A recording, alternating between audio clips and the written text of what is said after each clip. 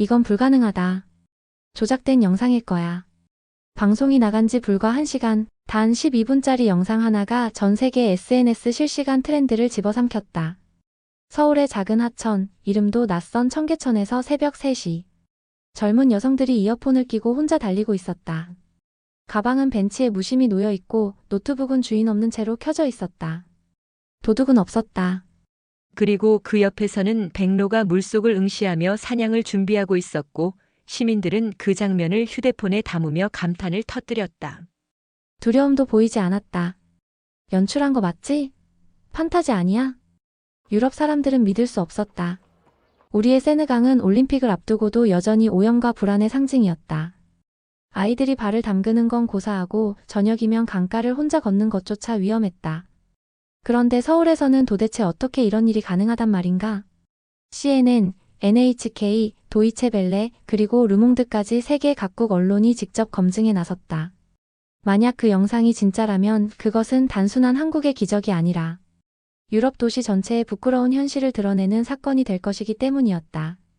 그리고 그 현장으로 향한 한 프랑스 기자가 있었다. 몇 달 전까지만 해도 파리 올림픽의 세느강 오염 문제를 보도하며 이 강에서 수영 경기를 치른다는 건 세계적 농담이라 일갈했던 사람. 그녀의 이름은 아직 알려지지 않았지만 곧 전 세계가 그녀의 시선으로 서울 청계천을 바라보게 될 것이다.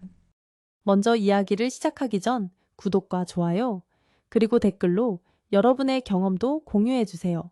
영상 제작에 아주 큰 힘이 됩니다. 구독과 좋아요는 무료인 거 아시죠? 그럼 지금부터 이야기를 시작하겠습니다. 저는 마리 뒤부아 42살의 기자입니다. 프랑스 일간지 르몽드에서 15년 동안 사회부와 국제부를 오가며 전 세계 도시의 어두운 단면을 취재해왔습니다. 범죄, 빈곤, 부패, 오염. 어느 도시를 가도 공통적으로 마주친 것은 인간은 본질적으로 서로를 경계한다는 현실이었습니다. 그래서 저는 도시가 커질수록 더 위험해질 수밖에 없다고 믿어왔습니다. 지난 여름 저는 파리 올림픽을 앞둔 세느강을 취재했습니다. 프랑스의 자존심이자 낭만의 상징으로 불리던 그 강은 실상 누구도 발을 담그고 싶지 않은 오염의 상징이었습니다. 정부는 세계 정상들이 보는 앞에서 수영 경기를 치른다고 선언했지만 시민들은 분노와 냉소를 퍼부었습니다. 어느 날 강변을 걷던 젊은 부부가 아이의 발을 물에 담그려다 곧바로 잡아당기며 말했습니다. 절대 안 돼, 아직도 위험해.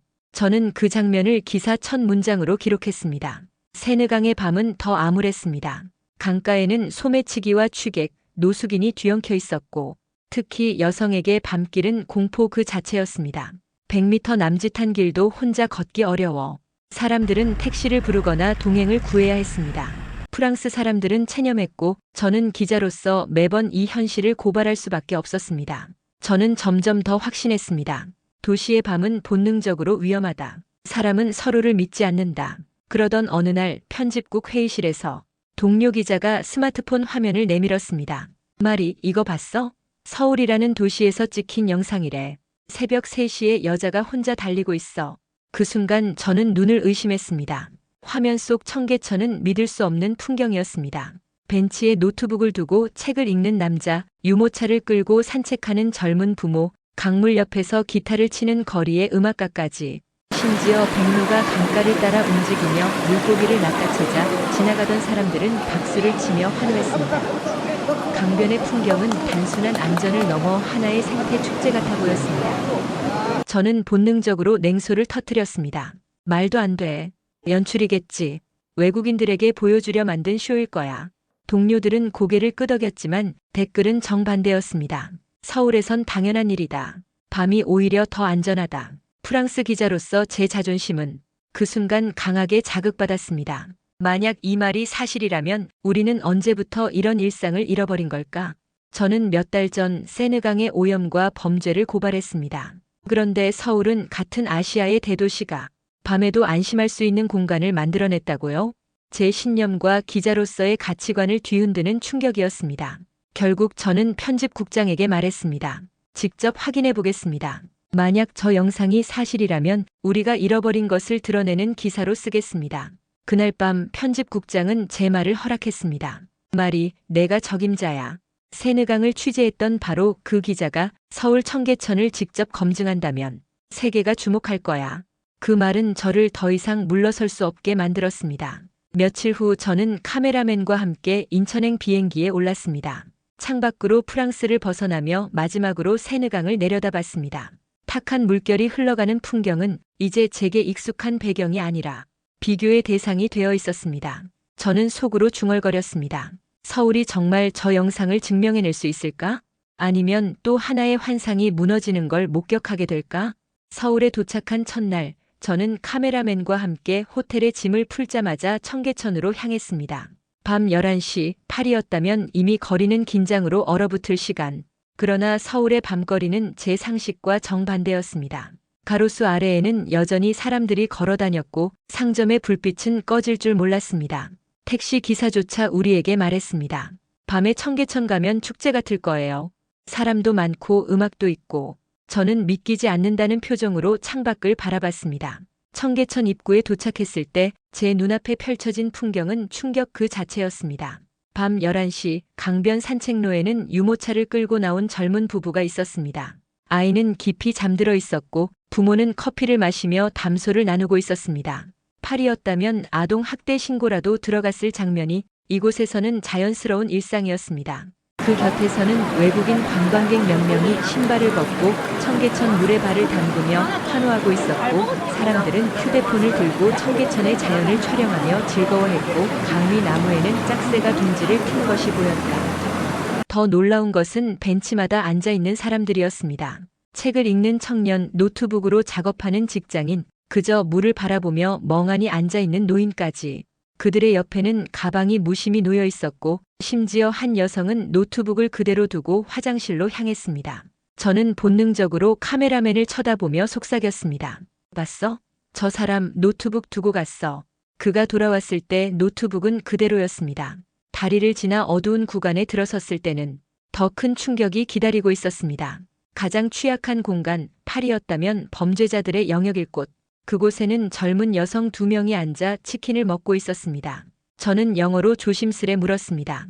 이 시간에 여기에 있는 게 무섭지 않나요? 그들은 웃으며 대답했습니다. 여기가 어딘데요? 청계천인데요. 서울에서 가장 안전한 곳이에요. 저는 아무 말도 할 수 없었습니다. 파리에서라면 런던에서라면 그 대답은 결코 나올 수 없었을 테니까요. 잠시 후 새벽이 가까워지자 혼자 달리기를 즐기는 여성들이 하나둘 나타났습니다. 이어폰을 끼고 레깅스를 입은 채 아무런 경계심도 없이 강변을 달리고 있었습니다. 저는 그중 한 명을 붙잡고 물었습니다. 혼자 뛰는 게 정말 무섭지 않으세요? 그녀는 되물었습니다. 왜 무서워야 하죠? 여기는 청계천이에요. 자정이 넘었지만 청계천은 살아있었습니다. 버스킹 공연이 열리고 편의점 앞에는 사람들이 웃으며 컵라면을 먹고 있었습니다. 심지어 무인 아이스크림 판매대까지 있었습니다. 가격표와 현금통만 놓여 있었는데 사람들은 차례대로 돈을 넣고 아이스크림을 가져갔습니다. 편의점 알바생에게 물었더니 웃으며 대답했습니다. 다들 알아서 계산하세요. 가끔 잔돈 없으면 다음에 내기도 하고요. 저는 카메라를 들고 서 있었지만 이 장면이 현실이라는 사실을 도저히 믿기 어려웠습니다. 더 놀라운 건 그 어디에도 경찰이 보이지 않는다는 것이었습니다. 리우, 요하네스버그, 멕시코시티. 제가 취재했던 도시들의 안전구역은 언제나 무장 경찰이 지켰습니다. 그러나 청계천에는 단 한 명의 경찰도 없었습니다. 그럼에도 불구하고 사람들은 두려움 없이 밤을 즐기고 있었습니다. 새벽 1시가 가까워졌을 때 카메라맨 라파엘이 제게 말했습니다. 말이, 우리가 뭘 보고 있는 거지? 저는 대답하지 못했습니다. 제 20년 기자 생활 동안 쌓아온 신념이 한순간에 흔들리고 있었기 때문입니다. 인간은 본질적으로 서로를 믿지 않는다는 확신이 서울의 작은 하천 앞에서 무너지고 있었습니다. 그날 밤 저는 잠을 이룰 수 없었습니다. 청계천에서 본 장면들이 머릿속에서 계속 맴돌았습니다. 이 모든 게 연출이 아니라면 세상에 대한 제 모든 믿음을 다시 써야 할지도 몰랐습니다. 그리고 저는 결심했습니다. 내일 반드시 카메라에 담아야 한다. 이 기적 같은 광경을 전 세계에 보여주어야 한다. 둘째 날 새벽 저는 본격적으로 카메라 장비를 들고 청계천으로 나갔습니다. 전날의 장면들은 여전히 제 머릿속에서 지워지지 않았습니다. 유모차를 끌고 나온 부부, 자정에 혼자 달리는 여성들, 그리고 무인 판매대까지. 하지만 기자로서 저는 여전히 의심을 버릴 수 없었습니다. 혹시 우리가 본 건 우연 아니었을까? 혹은 외국인을 위한 무대는 아닐까? 그래서 우리는 직접 실험을 해보기로 했습니다. 첫 번째는 가장 단순한 방식이었습니다.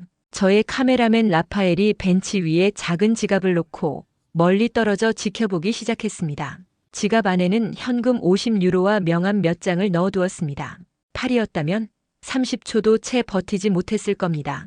그러나 청계천에서는 놀라운 일이 벌어졌습니다. 수십 명이 그 앞을 지나갔지만 아무도 지갑에 손을 대지 않았습니다. 오히려 한 아주머니가 지갑을 보더니 벤치 안쪽으로 밀어 넣어주고 갔습니다. 떨어질까 걱정되었다는 듯이 말입니다. 두 번째 실험은 조금 더 극단적이었습니다. 라파엘이 일부러 최신형 이어폰을 벤치에 두고 화장실에 간 척 자리를 비웠습니다. 파리의 지하철이었다면 순식간에 사라졌을 물건이 15분이 지나도 그대로 있었습니다. 더 놀라운 것은 누군가가 그 위에 휴지 한 장을 덮어놓았다는 사실이었습니다. 이슬에 젖을까봐 배려한 흔적이었죠. 라파엘은 카메라를 보며 한숨 섞인 웃음을 터뜨렸습니다. 말이 이걸 내가 폴란드에서 보여주면 아무도 믿지 않을 거야. 세 번째는 제가 직접 나섰습니다. 저는 일부러 현금 10만 원이 들어있는 지갑을 떨어뜨리고 뒤돌아 걷기 시작했습니다. 겨우 20초쯤 지났을까 뒤에서 누군가가 달려오는 소리가 들렸습니다. 저기요, 지갑 떨어뜨리셨어요. 중년의 남성이 제 팔을 붙잡으며 지갑을 건네주었습니다. 저는 놀란 표정으로 그를 바라봤습니다. 그는 미소를 지으며 이렇게 말했습니다. 청계천이라도 조심하셔야죠. 네 번째 실험은 밤 시간대에 진행했습니다. 라파엘이 200유로가 들어있는 지갑을 벤치에 두고 자리를 떴습니다.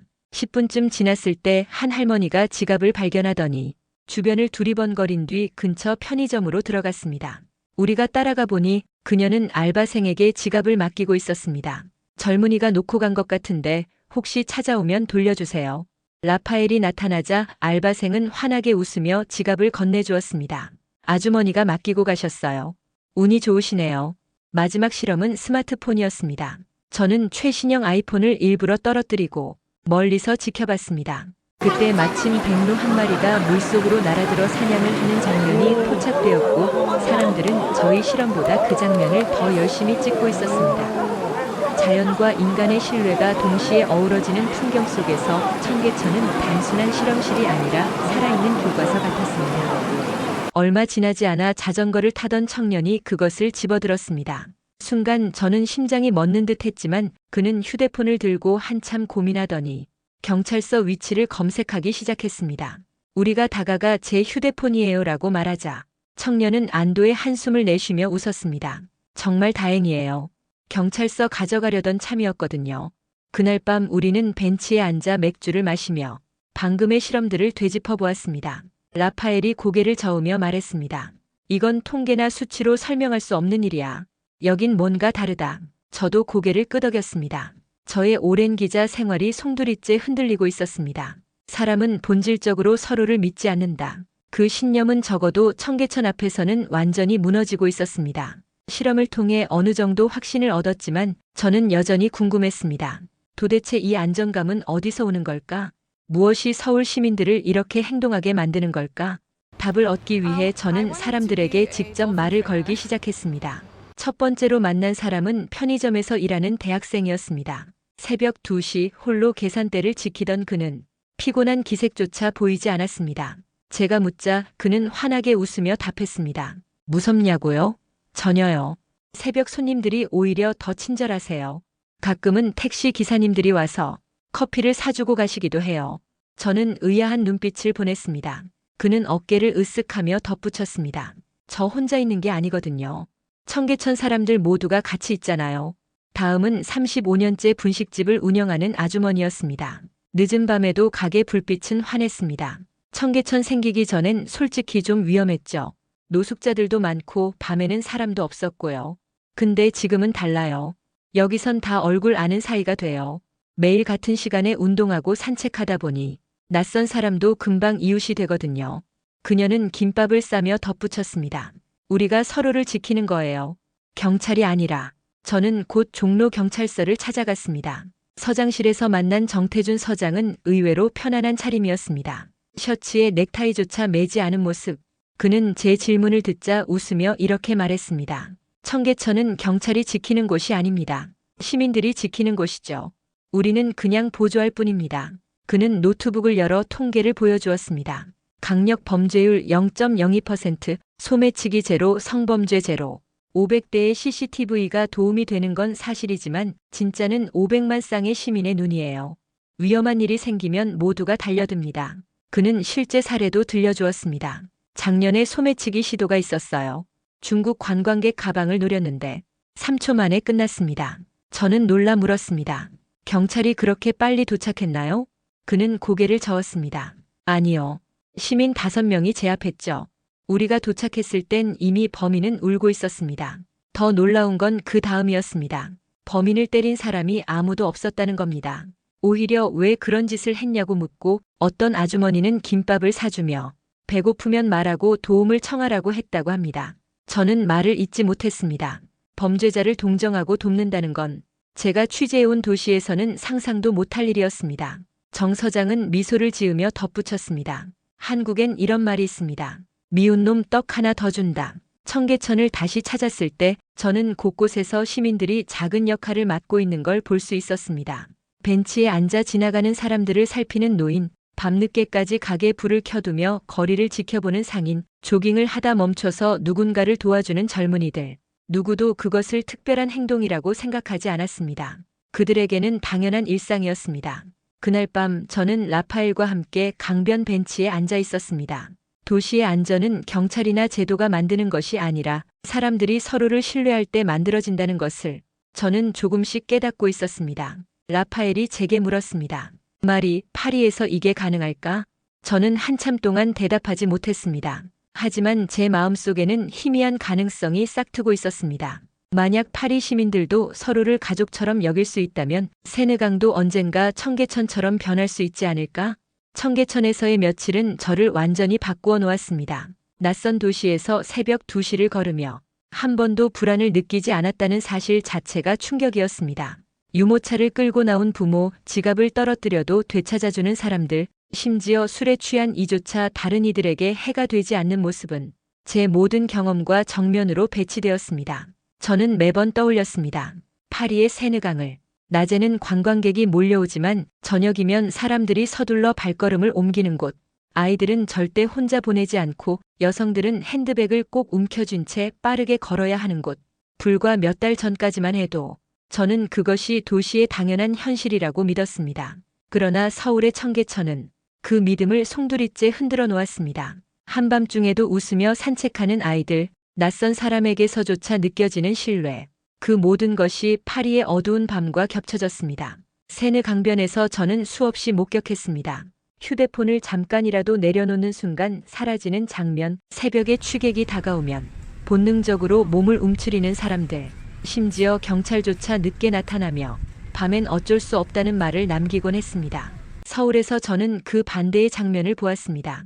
경찰이 아닌 시민들이 먼저 나서서 도움을 주고 문제를 해결하는 모습, 심지어 범죄자조차 동정받고 다시는 잘못을 저지르지 않도록 공동체가 손을 내미는 광경.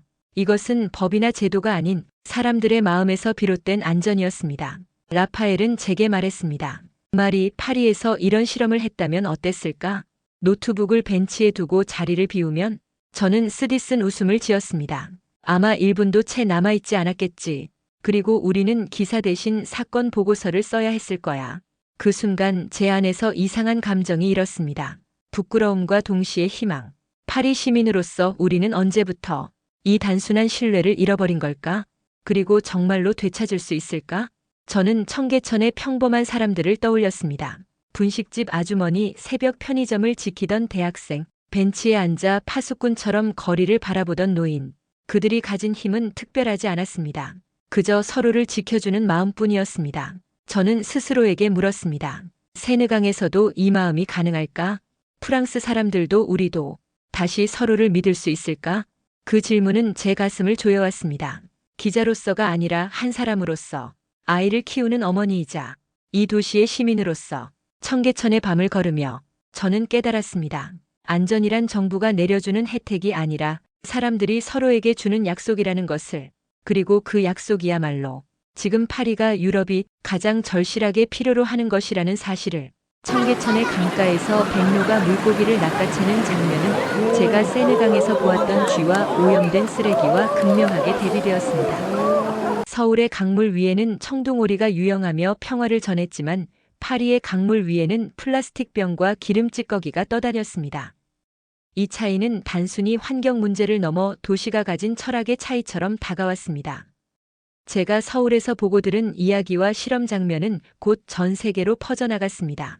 BBC가 공개한 12분짜리 다큐 영상은 불과 1시간 만에 SNS 실시간 트렌드 1위에 올랐고 유럽 언론들도 일제히 이를 인용하며 떠들기 시작했습니다.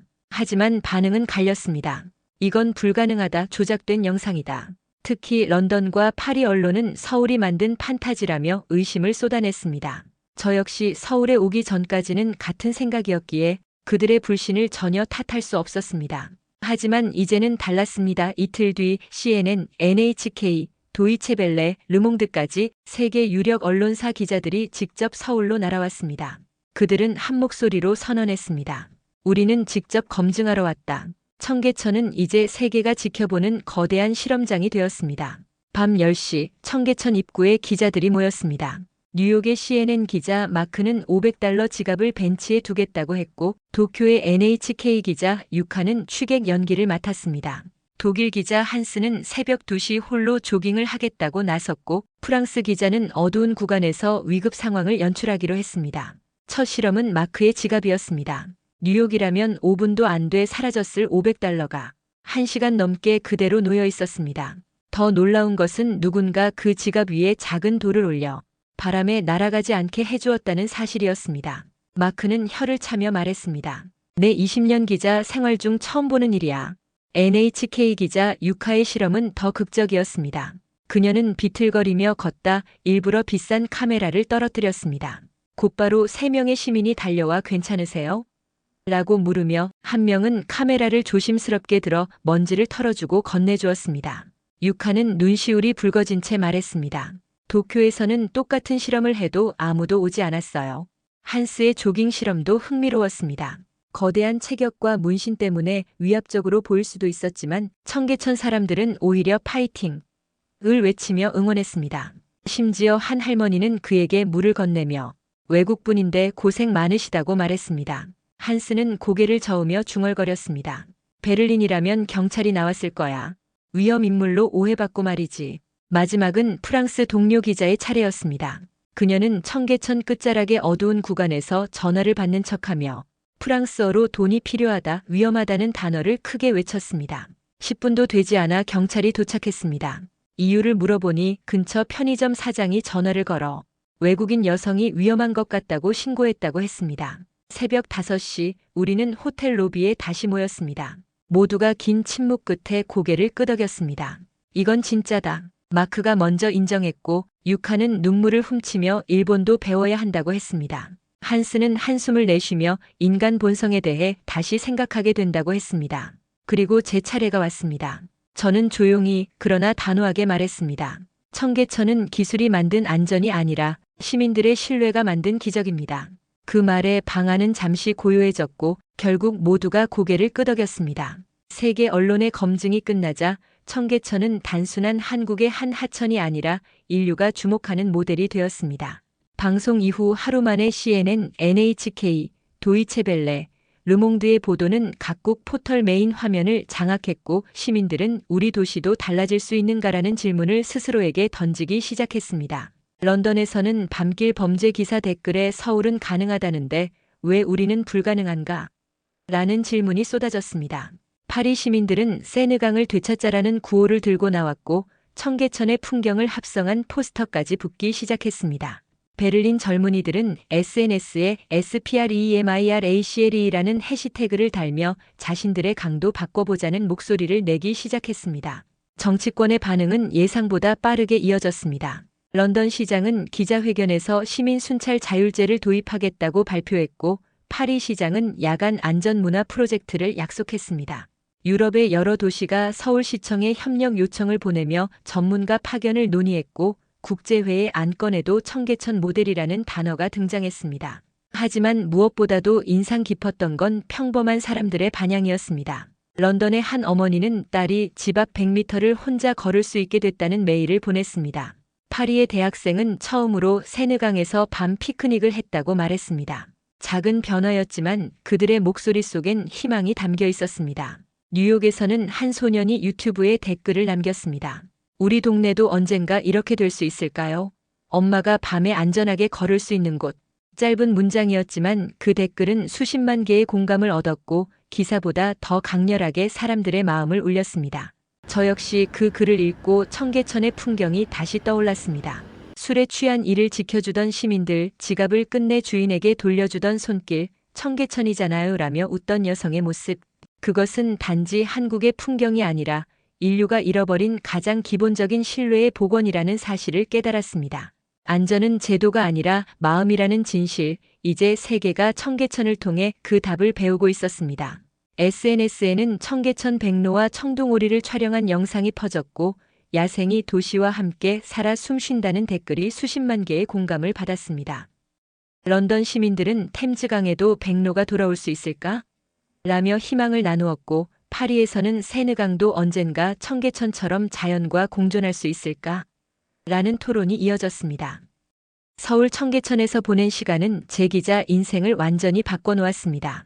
저는 범죄 현장을 추적하며 인간의 어두운 본성만을 믿어왔습니다. 그러나 이곳에서 본 것은 정반대였습니다. 사람들은 서로를 지키고 서로를 믿으며 작은 친절을 모아 거대한 안전을 만들어냈습니다. 청계천의 기적은 화려한 기술이나 거대한 제도로 이루어진 것이 아니었습니다. 지갑을 주워 돌려주는 손길, 낯선 일을 위해 달려오는 발걸음, 위험한 상황을 보고 주저없이 다가서는 용기. 그 모든 순간이 모여 세계가 놀란 도시를 탄생시킨 것이었습니다. 저는 파리의 세느강을 떠올렸습니다.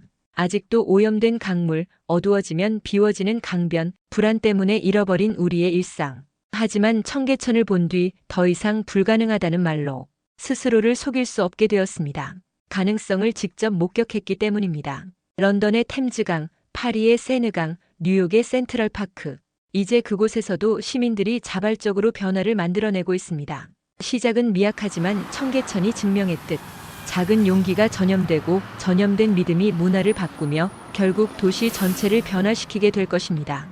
기자로서 저는 단순한 사실을 기록하는 것을 넘어 사람들에게 질문을 던지고 싶습니다. 여러분의 도시는 어떤가요?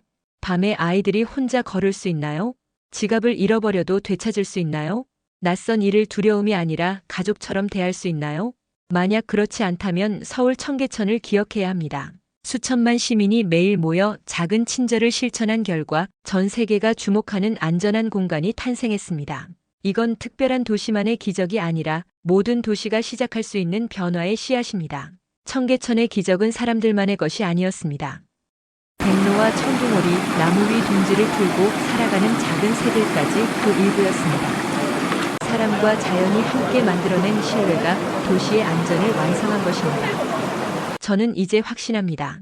안전은 제도가 아니라 마음에서 시작된다는 것을, 서로를 믿고 지켜주는 그 마음이 도시를 나아가 세상을 바꿀 수 있다는 것을, 그리고 언젠가 파리의 세느강도 런던의 템즈강도 청계천처럼 다시 태어날 수 있다는 것을. 오늘의 사연은 여기까지입니다. 이 이야기는 시청자 여러분이 보내주신 사연을 기반으로 각색하고 재구성해서 제작되었습니다. 오늘도 잊지 않고 함께 해주셔서 진심으로 감사합니다. 마치기 전에 구독과 좋아요 다시 한번 부탁드립니다. 그리고 시간이 되시면 댓글로 여러분 생각도 들려주세요. 지금까지 나레이터 송혜나였습니다. 오늘도 행복한 하루 되세요.